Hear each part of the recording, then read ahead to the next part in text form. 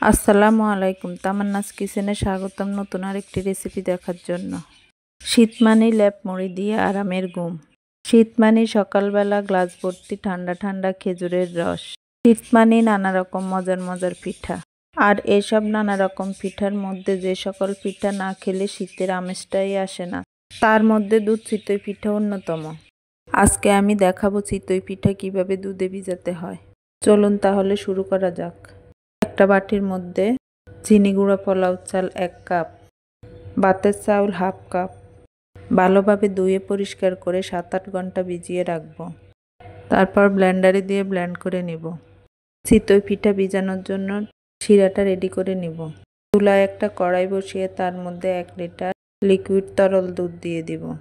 1/2 চা চামচ লবণ, 2-3টে এলাচ, 2 টুকরা দারচিনি, 1টা তেজপাতা দিয়ে দিব। দুধটা 6-7 মিনিট হাই হিটে জাল করে নিব। এরপর চুলাটা বন্ধ করে দিয়ে 1 কাপ খেজুরের গুড় দিয়ে দিব। দুধটা যেন ফেটে না যায় সেজন্য চুলাটা বন্ধ করে গুড়টা মিশিয়ে নেবেন। আমাদের দুধের শিরা রেডি। এইবার পিঠার ব্যাটারটা রেডি করে নিব। দিয়ে দিব 1/2 চা চামচ খাবার সোডা, 1 চা চামচ লবণ দিয়ে ভালোভাবে মিশিয়ে নিব।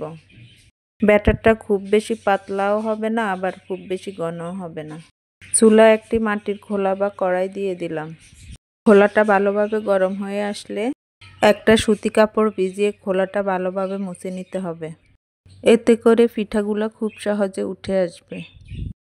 এইবার খোলায় ব্যাটারটা দিয়ে দিব। এই সময় চুলার হিট হাইতে থাকবে। এরপর এটাকে ঢাকনা দিয়ে ঢেকে 2-3 মিনিট অপেক্ষা করলে দেখা যাবে সুন্দর অসংখ্য জালিদার সুন্দর পিঠা হয়ে গিয়েছে। পিঠাগুলো দেখতে কতটা সুন্দর হয়েছে।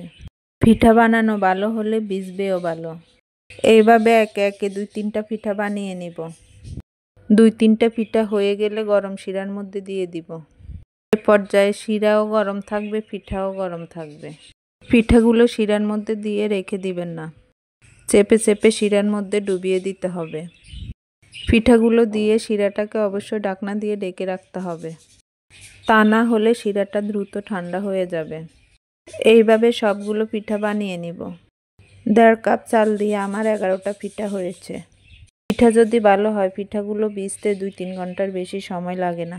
পিঠাগুলো যত বেশি ভিজবে তত বেশি নরম হবে আর খেতেও মজা হবে। বাস তৈরি হয়ে গেল খেজুর গুড় দিয়ে মজাদার দুধ চিতই পিঠা। আশা করি আজকের এই দুধ চিতই পিঠা আপনাদের ভালো লেগেছে। সবাই ভালো থাকবেন। আর আমার ভিডিওগুলো যদি আপনাদের ভালো লাগে তাহলে লাইক, শেয়ার, কমেন্টস করবেন। আজকে এ পর্যন্তই। দেখা হবে অন্য কোনো ভিডিওতে অন্য কোনো রেসিপি নিয়ে। সে পর্যন্ত সবাই ভালো থাকবেন, সুস্থ থাকবেন। আল্লাহ হাফেজ।